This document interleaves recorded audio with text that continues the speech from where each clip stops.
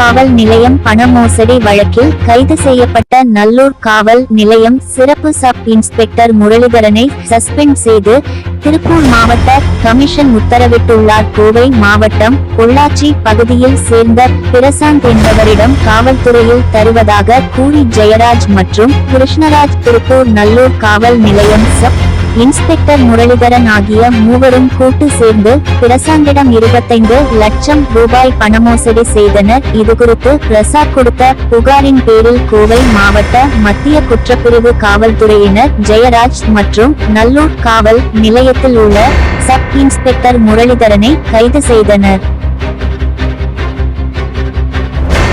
Ration கடைகளுக்கு வந்த தரமற்ற துவரம் பருப்பு. தமிழகத்தில் ரேஷன் கடைகளுக்கு 90 டன் தரமற்ற துவரம் பருப்புகள் அனுப்பப்பட்டது.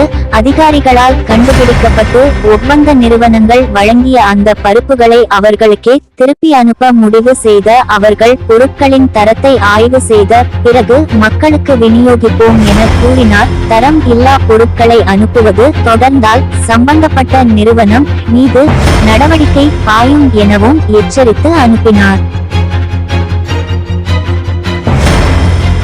இந்தியன் 2 இசை வெளியீட்டு விழாவில் ரஜினி. இந்தியன் 2 படத்தின் இசை வெளியீட்டு விழா வரும் ஜூன் 1ஆம் தேதி நேரு உள் விளையாட்டு அரங்கத்தில் பிரம்மாண்டமாக நடைபெற உள்ளது. இதில் சிறப்பு விருந்தினராக நடிகர்கள் ரஜினி, ராம்சரண், சிரஞ்சீவி, ரன்வீர் சிங், மோகன்லால், மணிரத்னம் உள்ளிட்டோர் கலந்து கொள்ளப் போவதாக தகவல் வெளியாகி உள்ளது. சமீபத்தில் வெளியான இப்படத்தின் முதல் பாடலான பாரா ரசிகர்களிடையே கலவையான வரவேற்பை பெற்றுள்ளது. கனமழையால் மக்கள் மகிழ்ச்சி.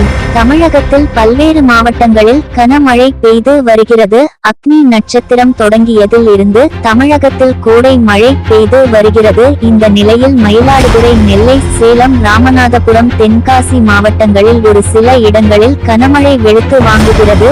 இதனால் சாலைகளில் நீர் தேங்கிய நிலையில் கோடை மழையால் குளிர்ச்சியான சூழல் நிலவுவதாக மக்கள் மகிழ்ச்சி தெரிவித்துள்ளனர். நன்றி. காலை உதயம் செய்திகளுக்காக பெருந்தொழவு இருந்து உங்கள் கலா ராணி.